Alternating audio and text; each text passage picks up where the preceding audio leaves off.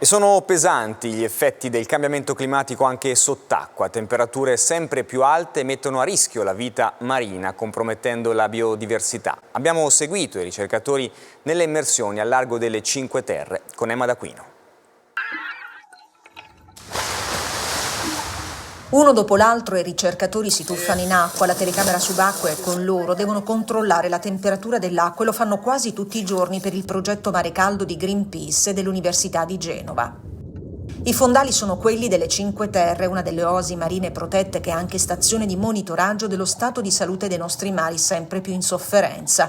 I sensori posizionati tra le rocce dicono infatti che anche le nostre acque subiscono gli effetti dannosi dei cambiamenti climatici. Sono dei sensori per misurare la temperatura del mare fino in profondità, 40 metri.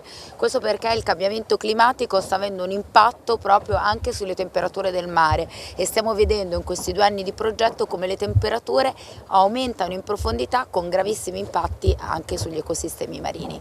Avviato nel 2019, il progetto conta 11 stazioni da nord a sud, dalle Tremiti a Ventotene, monitorare per proteggere. Le anomalie termiche hanno portato allo sbiancamento e alla morte dei coralli in Australia, ma anche il nostro Mediterraneo non se la passa bene. In 30 anni le temperature sono aumentate di 2 gradi. Questi i coralli dell'isola d'Elba che hanno perso gran parte del loro rosso originario. Il riscaldamento delle acque sta portando alla moria di diverse specie molto sensibili, che vengono poi sostituite da specie e da popolamenti molto più tolleranti alle acque più calde, andando ad alterare quello che è l'equilibrio naturale delle comunità tipiche del nostro mare. L'Italia si è impegnata a tutelare il 30% dei nostri mari con le meraviglie dei loro fondali e di chi li abita da sempre e dovrà farlo entro il 2030. Il sogno di un viaggio